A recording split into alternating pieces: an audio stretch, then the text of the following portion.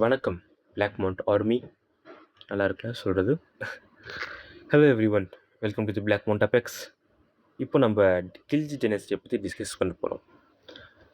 இப்போ நேற்று நம்ம ஸ்லேவ் டைனஸ்டியை பற்றி பார்த்தோம். அதை பார்க்காதவங்க அதை ஃபுல்லாக பார்த்துட்டு இது வந்து இன்னும் கொஞ்சம் பெட்டராக அவங்க அண்டர்ஸ்டாண்ட் ஆகும். இது வந்து ஒரு ராஜாவோட மாற்றம் மட்டும் இல்லை. இது ஒரு என்டையர் ஸ்லேவ் டைனஸ்டியை முழுசாக உடைச்சிட்டு வந்த ஒரு டைனஸ்டி கில்ஜி டைனஸ்டி. ஒரு மேப் ஆஃப் இந்தியாவை என்டையராக சேஞ்ச் பண்ணது இவங்க தான்.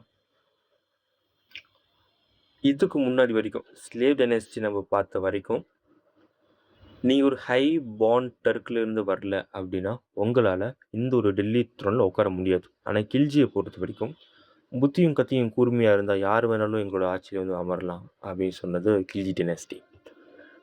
இதோட ஃபவுண்டர் ஜலாலுதீன் ஃபிரோஸ் கில்ஜி. இன்னும் ஷார்ட்டாக சொல்லலாம் ஜலாலுதீன் கில்ஜி. அவங்க வந்து இதோட ஃபவுண்டர் இருந்திருந்தாங்க. இவருக்கு லைஃப் பிகின்ஸ் அட் 70. ஏன்னா 70 வயசில் தான் இவர் வந்து ஆட்சிக்கு அமர்ந்தார். இவரோட ஏஜில் பலருக்கு ரிட்டையர்மெண்ட் பேக்கும் பிபி ஹை சுகர் இதெல்லாம் இருந்து நியூஸை பார்த்துக்கிட்டு ஒரு அரசியல் கட்சியை திட்டிக்கிட்டு இருக்கும் பொழுது இவர் 70 வயசில் ஆட்சியில் உட்கார்றாரு. ரொம்ப கைண்டாக சாஃப்ட் ஹார்ட்டட் ரூலர் தான் இந்த கில்ஜி. இவருக்கு ஒரு நெஃப்யூ இருந்தார், ஒரு மருமகன் இருந்தான், சன்னின்லா. அவர் பேர் தான் அலி குர்ஷாஸ். எந்த பேர் சொன்னால் தெரியாது, ஆனால் இன்னொரு பேர் சொன்னால் ஈஸியாக ஞாபகம் வந்துடும். அலாவுதீன் கில்ஜி. அலாவுதீன் கில்ஜி 1296 ஒரு அன்ஆத்தரைஸ்டு ரைட், யார்கிட்டையும் சொல்லாமல் எந்த ஒரு இன்ஃபர்மேஷனும் இல்லாமல் நேராக தேவகிரி போகிறார். சவுத்தில் இருக்கிற தேவகிரிக்கு போயிட்டு 1296 ஒரு அதிகமான மேசிவ் அமௌண்ட் ஆஃப் தங்கத்தை வந்து கடத்திட்டு தன்னோட சொந்த ஊருக்கு போயிடுறாரு. போயிட்டு ஜலாலுதீன் முன்னாடி காட்டுறாரு, பாருங்கள் எவ்வளோ கொண்டு வந்திருக்காரு அப்படின்னு. அவர்னு நினச்சிட்டாரு, ஓ இதில் எனக்காக பண்ணது, ரொம்ப நன்றிப்பா ரொம்ப நன்றி இப்படின்னு சொல்லும்போது அழகான ஒரு ஹக் அங்கே ஒரு கொடுக்கும் பொழுது சென்டிமெண்ட்டாக போகணுன்னு பார்த்தா டக்குன்னு பின்னாடி இருந்து கத்தி எடுத்து முதுகில் குத்தி அவரை சாவடிச்சிடறாரு அலாவுதீன் கில்ஜி. இவருக்கு வந்து சிக்கந்திரி ஷானிங்கிற டைட்டில் தனக்கு தனியாக வச்சுக்கிட்டார். அப்படின்னு என்ன அப்படின்னா செகண்ட் அலெக்சாண்டர். அப்போ தான் அங்கே இருக்கிற ஒரு லோக்கல் ஸ்காலர் சொன்னார், சார் முதல்ல நம்ம இந்தியாவை நம்ம முழுசாக ரூல் பண்ணலாம், அதுக்கப்புறம் நம்ம கிரீஸு அலெக்சாண்டர்லாம் போகலாம் சரியா அப்படின்னு சொன்னதும் ரைட்டு விடு அப்படின்னு சொல்லிட்டு ஸ்டெப் பேக் எடுத்துக்கிட்டார் அலாவுதீன் கில்ஜி. இப்போது இங்கே இன்னொருத்தரை பற்றி பார்க்கணும், அதுதான் மாலிக் கஃபூர். அலாவுதீன் கில்ஜியை பற்றி முழுசாக பார்க்குறதுக்கு முன்னாடி நம்ம மாலிக் கஃபூர் பற்றி தெரிஞ்சுக்கணும். டான்சிங் லூசி போது நம்ம இவரை பற்றி தெரிஞ்சுக்கணும். யார் அப்படின்னவர், இவர் தான் வந்து ஒரு ஸ்லேவாக இருந்து 1000 பொற்காசுகள் கொடுத்து வாங்கப்பட்ட ஒரு முக்கியமான ஸ்லேவ், ஒரு முக்கியமான அடிமை மாலிக் கஃபூர். பின்னாட்களில் அவருடைய திறமையினால் கமாண்டராக மாற ஆரம்பித்தார் மாலிக் கஃபூர். அதனால தான் அவருக்கு இன்னொரு பேர் இருக்குது, ஹசார் தினாரி. ஹசார் அப்படின்னா 1000ங்கிறது அர்த்தம், தினார் அப்படின்னா கோல்டு காயின்ஸ் அர்த்தம். இப்போ 1000 பொற்காசுகளை கொடுத்து வாங்கப்பட்ட ஒரு மனிதர் அப்படிங்கிறதுனால தான் இவருக்கு ஹசார் தினாரி, த 1000 தினார் மேன் அப்படின்னு சொல்கிறாங்க. ஏன்னா இவர் வந்து முக்கியமான 4 இடங்களை இன்வைட் பண்ணார். ஒன்று தேவகிரி, 2வது வாரங்கால், 3வது துவார சமுத்ரா, 4வது மதுரை. இப்போ தேவகிரி 1306 to 1307 யாதவ டைனாஸ்டியை ரூல் பண்ணிட்டு இருந்த ராமச்சந்திர தேவாவை தோக்கடிச்சுட்டு அதை ஆட்சி கொண்டு வந்தார் தேவகிரி. அடுத்து வாரங்கால் 1308.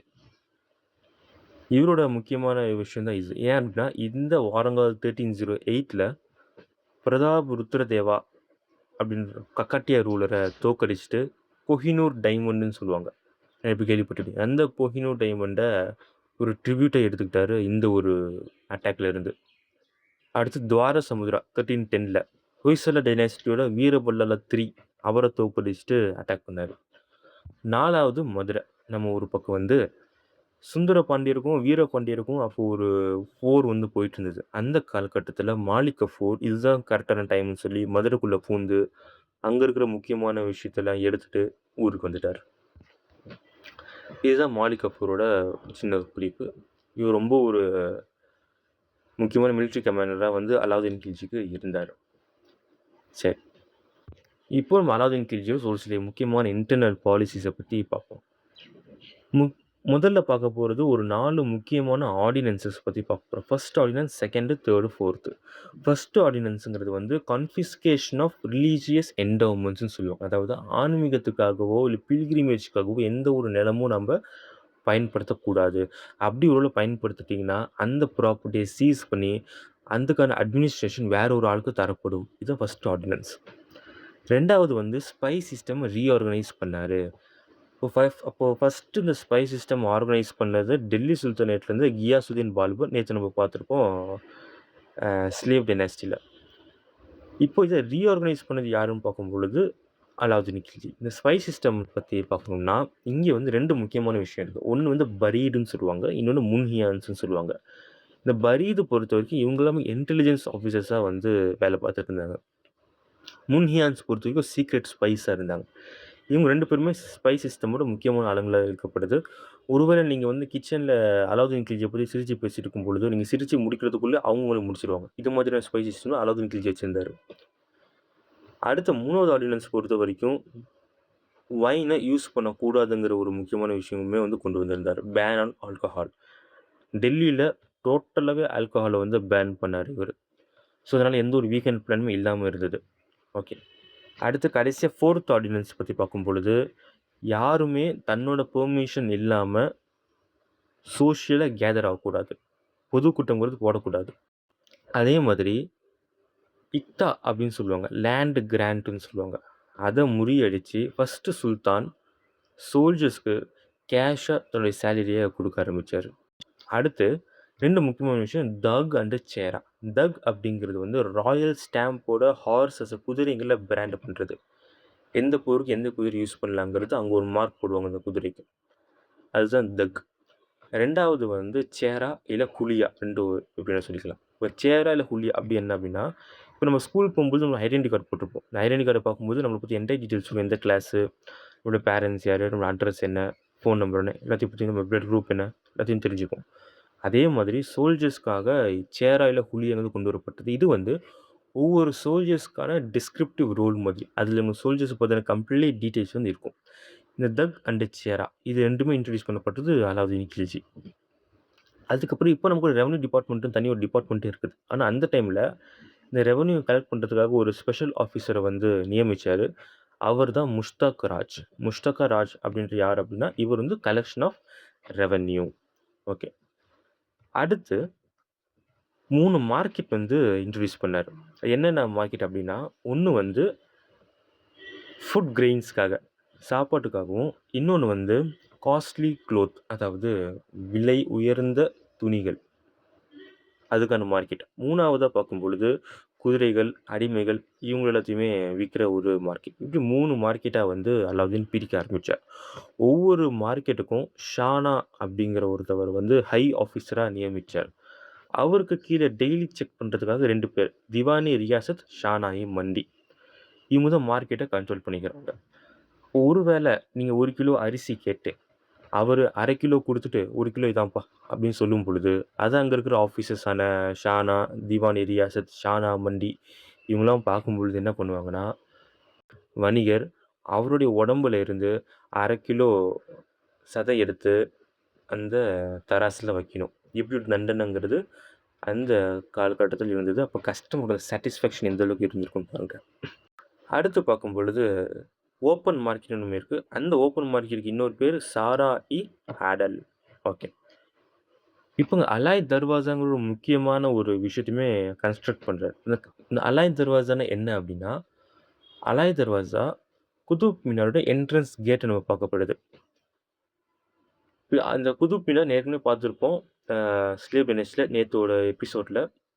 குதுப்தீன் ஐபக் வந்து கட்ட ஆரம்பிச்சு, இல்துமிஷால கட்டி முடிச்ச ஒரு 5 ஸ்டோரீஸ் கொண்டு தான் இந்த குதுப் மினார். அதுக்கு ஒரு என்ட்ரன்ஸ் கேட் போடணும்னு சொல்லி, அலாய் தர்வாசாங்கிற ஒரு என்ட்ரன்ஸ் கேட்ட போட்டவர் அலாவுதீன் கில்ஜி.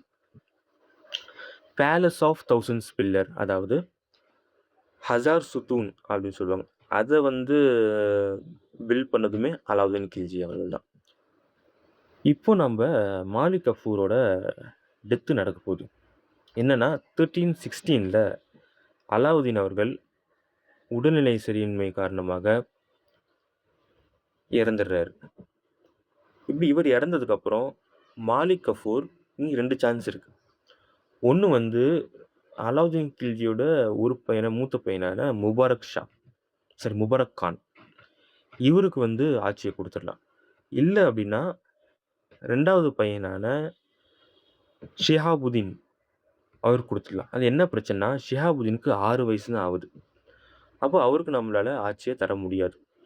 ஆனாலும் மாலிக் கஃபூர் ஷிஹாபுதீன நாமினேட் பண்ணிட்டு முபாரக் கான ஜெயில்ல போட்டுடுறாரு. இதுக்கப்புறம் மாலிக் கஃபூர் தன்னுடைய அந்த கில்ஜி ஃபேமிலி டைனாஸ்டியிலிருந்தே கொலை செய்யப்படுகிறார். இவரே இறந்துட்டாரு. இவர் போட்ட ஜெயில் மட்டும் இப்படி என்ன அப்படின்னு சொல்லிட்டு முபாரக் கான் வெளிய வந்துடுறாரு. இப்போ ஷிஹாபுதீன் அவருடைய மெச்சூரிட்டிங்கிறது வர வரைக்கும் முபாரக் கான் ரூல் பண்ணலாம் அப்படின்னு சொல்லி ஒரு ரிஜென்சி மூலியமா ரூல் பண்றாரு முபாரக் கான். முபாரக் கான் பொறுத்தவரைக்கும் அவர் 1 வருஷம் தான் ரூல் பண்ண முடிஞ்சது.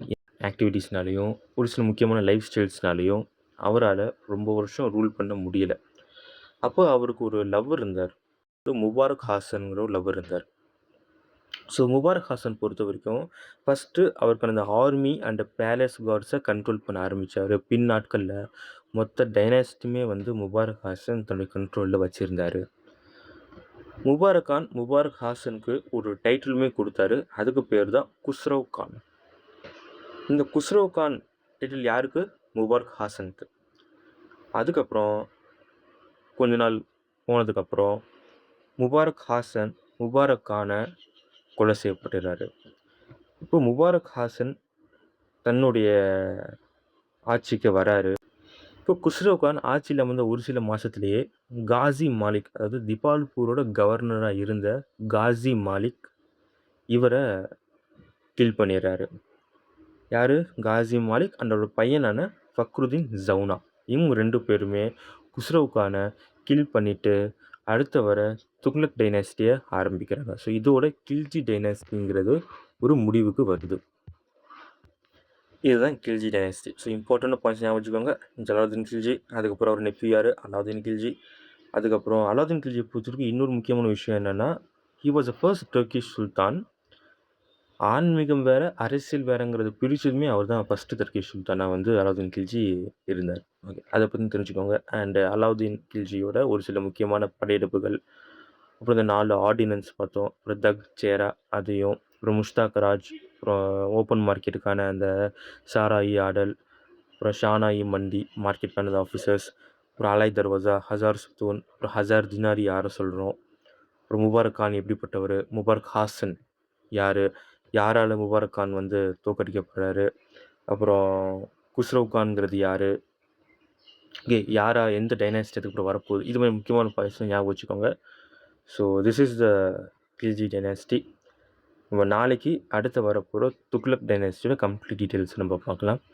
ஸோ ரிவைஸ் பண்ணிக்கோங்க. இதோட ப்ரீவியஸ் கொஸ்டின் சால்வ் பண்ணிகிட்டே வாங்க, which might be very useful for you. Okay, so all the best and thank you.